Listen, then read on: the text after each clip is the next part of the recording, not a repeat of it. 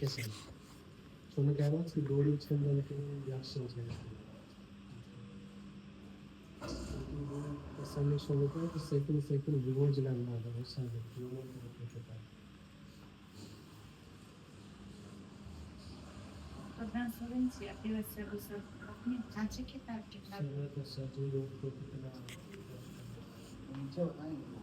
Pastdan so'rab aytamiz. Xalqimizga.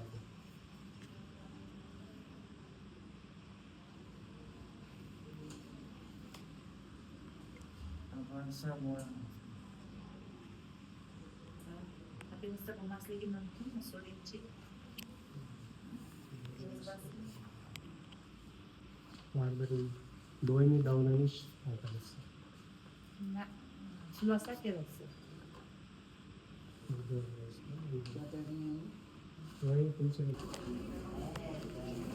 Assalomu alaykum. Hurmatli kuzatuv boruvchilarimiz. Hozir ko'rib turgan holatinglar bu o'sha miya epilepsiyasi bo'yicha, ya'ni qanoq kasali bilan kelgan bemorimizni ma'lum bir kun davomida tekshiruvlarni amalga oshirib bordik. Inshaalloh Alloh ishlarimizni xayrli qilsin. Ukamizga Alloh shifo bersin.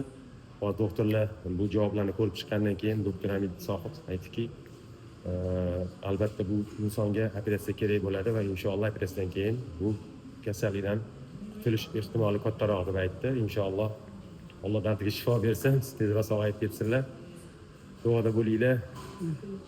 Ukamizni ham Alloh mushkullarni oson qilib, dardiga shifo bersin. Bu ko'rib turgan joyinglar bu operatsionniy bo'lim. Shu operatsionniy bo'limda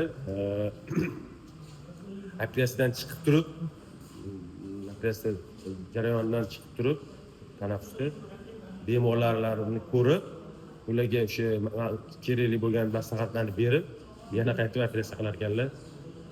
Ko'rgan joyinglar operatsionniy bo'limdagi ma'lum o'sha bemorlarni ko'rik qilish uchun qilingan xona ekan. Biz o'sha joyda bo'ldik.